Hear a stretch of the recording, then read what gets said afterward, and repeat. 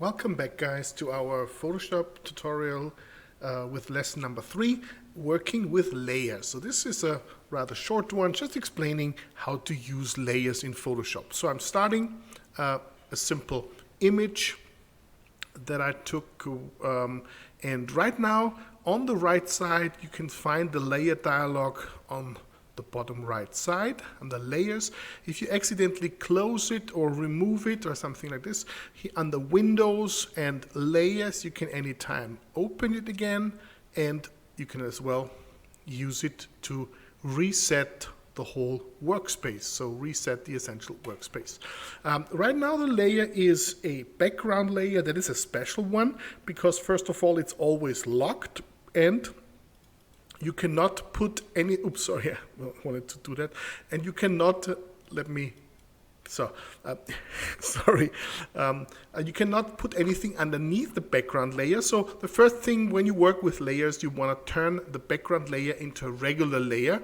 There's different ways to do this. So either you just unlock it, as I did it accidentally before. So you hit the little lock here that unlocks the layer.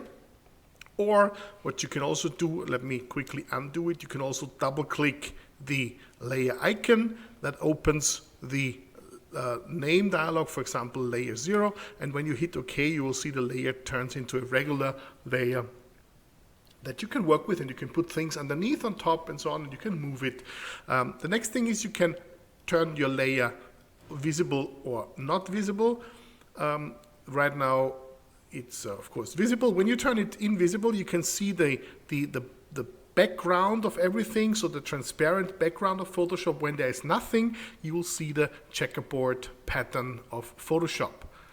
Let's turn the layer visible. When working with layers, you want to create new layers, you want to copy them, you want to duplicate, change something. So let's do this quickly. What can we do with layers? First, I can take the whole layer and duplicate it. Usually with a select the layer, you do a right click on it and you will find duplicate layer. It asks you what kind of name you want to give it, and you hit OK, and then the layer goes on top of it. To rename a layer, you just double click the name and enter the new name. Now I have 2 layers on top. To show you those 2 layers quickly, I'm going to slightly remove them. So I'm having the bottom one, which is layer 0, and the top one, which has the weird name. Whenever you use your move tool, it only moves the selected layer. So when you select one first, and then you can move the selected, or here move the selected layer. Unless you have this little button which is on by default called auto select. When in the move tool, the auto select button is on, it automatically selects a layer. So whenever I hold my mouse here, it will pick the one that is visible here right now. And when I'm right next to it, it will use the one that's visible there. So it automatically selects and lets you move it. I'm not a big fan of this because so many times I accidentally moved something that I didn't want to move, so I turn the auto select off, and now it only selects the layer that it only moves the layer that I'm selecting here on the right side. You can also select your layer with a right mouse click. When you are in the move tool, you just hold your layer on an area where there's more than one layer, and you make a right click, and you can see this is the top one and that's the bottom one, and you can choose which one, and then move it.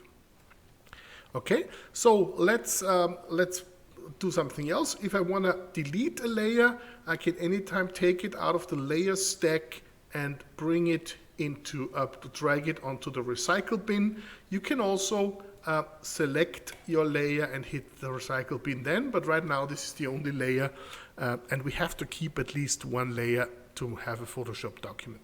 So to create a new layer, here's a plus icon that creates a new layer. The new layer is empty, so in order to have something on it, I am painting something. So I painted something on the new layer.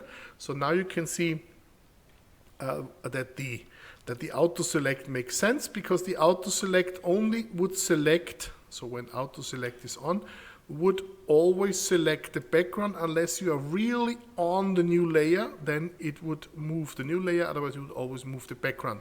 That's why I prefer the auto select off, and then I select it by hand. So here's now 2 layers on top. To delete the layer, I can as well hit just the delete button. The disadvantage is it will always ask you, of course you can turn that off, but it will ask you again, are you sure?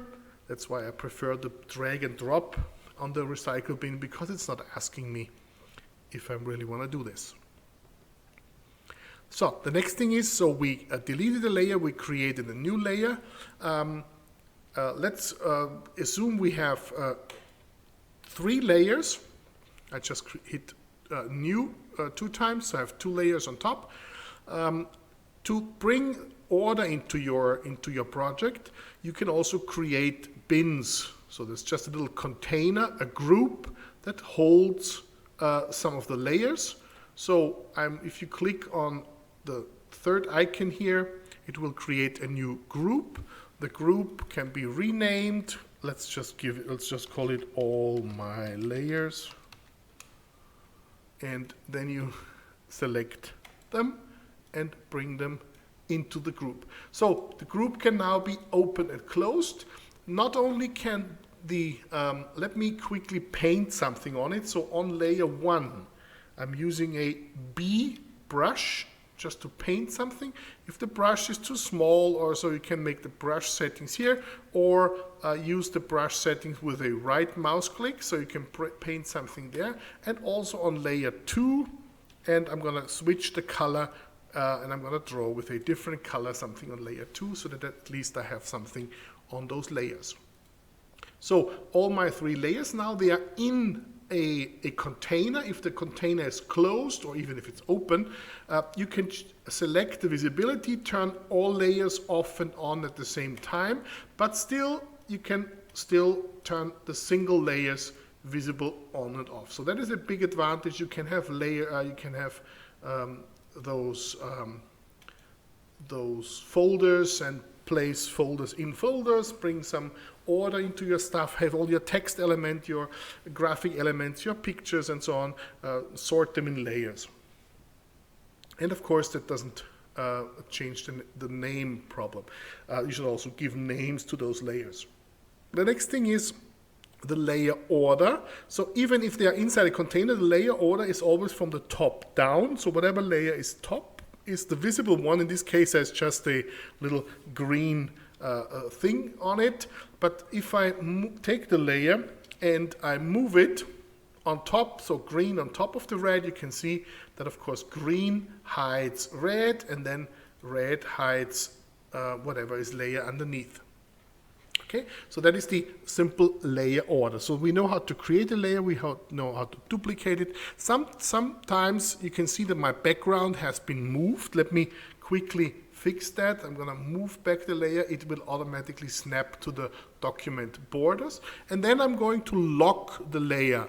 And there's also a way how to lock it. Oh, not this way.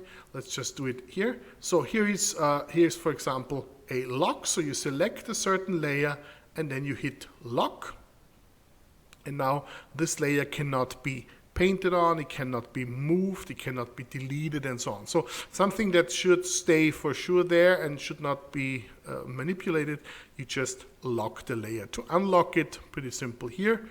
There is different ways how to lock it. Not only the full lock that locks everything, lock all. You can also make it so that it's not movable, so it's just lock the position, or you can lock the image pixel so it cannot paint on it, and things like this. So there's different locks, but I usually prefer the lock all if it's something that needs to be locked. Okay, so the order, the locks here. So the next thing is, how do you copy paste parts of your image? Let me quickly turn those 2 layers off. Let's see on my background layer. If I select something, and I'm going to use a plain, regular rectangular marquee tool, and I select something, for example, the rock over here, there's 2 ways that you can use copy paste. When you use copy and paste right after each other, so Control C, Control V, it will copy the selected area. To show you, I will turn off the background layer, and you can see that now we have an extra layer that has only the selected area on it. That is the big advantage. It stays at the same position. So it's exactly here at the position that it was before. Let me get rid of this layer. When you now select something, let's select the rock again, and on the background layer, hit Control C for copy, and now you get rid of your selection, like Control D for deselect, and now I paste it. You will see when you paste something into a new image, it will always be pasted in the center. Okay, here it is in the center. Let me get rid of that too. Let me quickly open another image. Let's pick an image that is totally different. So here's one. So here's another image. I think we already had that. So now if I want to copy something from one layer, from one image and paste it into the other image, that would mean I have to select the area in one image, hit Control C, and bring it into the new image, and I hit Control V. So by pasting it into the new image, you can see it will always be added in a new layer, and usually it's defined, it's clicked above the selected layer, but I can of course change the order, bring it up, bring it down, and so on. So how we can bring certain elements from one layer into another, that is a topic for the next one, because I am not a big fan. Actually, I'm not a fan at all. I'm not going to show you how to use the eraser to erase unwanted parts of the picture, because this is not a really smart way to work. That will be the next session when we talk about how to use masks, because this is what we're going to do to make elements disappear out of our layers. So do not use the eraser, never ever. So getting images from getting layers from one picture into another, there is also another way, and I'm showing you how to do that. If you have, let's say, my red line layer that I have created here, when you hold your right click and you use duplicate layer, you can find that you can not only duplicate it within the same image, but now as we have two images open, unfortunately have weird names, but you can see that I can now pick the other image. So I can copy the layer, but not copy it in my image, but copy it into the other image, and hit OK, and there it is. So I kind of used copy-paste with duplicate. So I duplicated, let me show it again. So it's gone here. So this is, let's do the green layer. Here's my green layer. You select the layer, and you have to have two images open at the same time, otherwise it will not show up. Right click and duplicate layer, and then pick the destination. Where does the duplication go? And it goes to the other one. You can also go to a new image if you want that, but here it goes into the other one, and OK, and I duplicated it into my new layer. You can see also the position stayed the same. So when I go back and take my green layer and move it to the bottom left corner, and now duplicate layer into the new image, it will of course be in the same position. Okay, so that is one way, copy paste or the duplicate from one to the other. Of course, you can also save it out as a new file and then bring it back together. That's also an option, but that's also the two simple options. The next thing is, so we have the layers, we have created new ones, duplicated it, we checked the visibility on off, we locked it, and we copied from one image onto the other, or copy it within an image. Done. The next thing is, sometimes you'll start to have a lot of layers, but sometimes 2 layers actually should be 1. So there is a way to merge layers. And I'm going to do this with our green and red layer. So let me get those 2 things together. So here's my green and red layer together. Looks like a weird signature. So here are my 2 layers, layer 2 and layer 1. There is more than one way to do this. The one that I prefer is you select those 2. You bring the 2 layers that you want to get together on one layer, you bring them together, and then I usually pick the top one and I use the function merge down. Here under layers, all the way down, you can see merge down. That is a keyboard shortcut, Control E, that was one of the first ones to learn.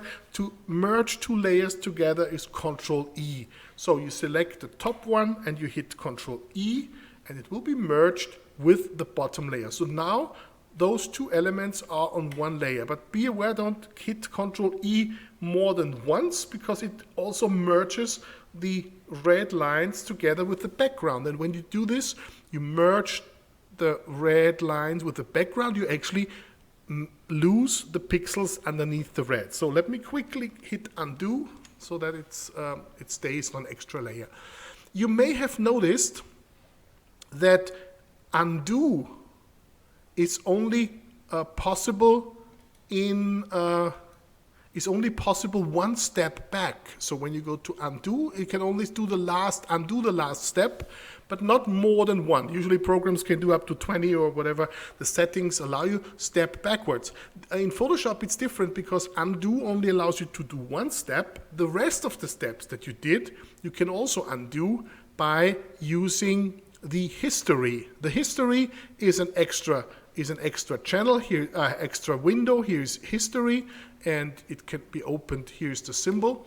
In the history, you can see what else is done to this image. And for example, if the merge down is something that I want to undo, which actually was 2 steps back, merge down is not, now it is, available as merge down, but you can also click here and just go 1 step up, and it will remove the merge down. So the merge down brought those 2 layers together. So just the history will allow you to go way back, all the way to the moment that you opened the picture. So a lot of steps are possible to do backwards, or to make undo. So let's merge those layers again. Control E for merge down. There's not only merge down available here under layers, there is also merge visible. So if you have a lot of layers and you want, for example, all the layers that are visible right now, so the invisible will not count. Let me try that. I'm going to hit undo. Oh, sorry.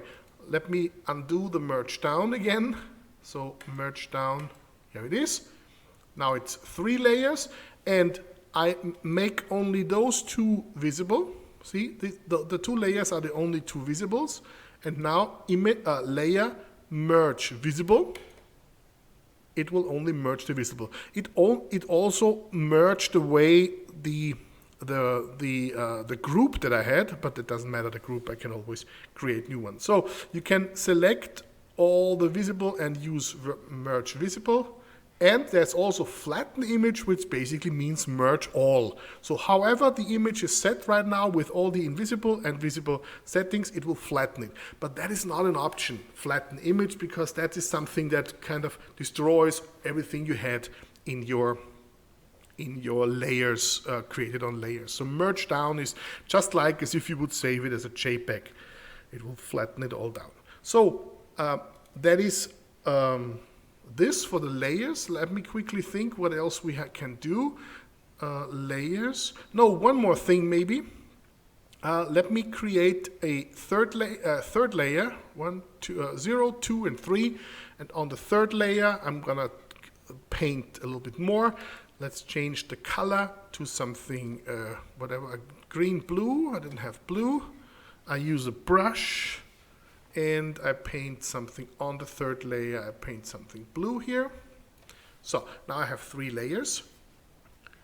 So with a couple of layers in my layer dialog, I can also use I can use layers to files. For example, if I have 3 layers in my picture and I want to export it to 3 separate files, so one with the picture, one with the red green, and one with the blue, and I can use layers to files, and that will create and I will export everything, for example, as JPEGs or as Photoshop files or as TIFF and so on.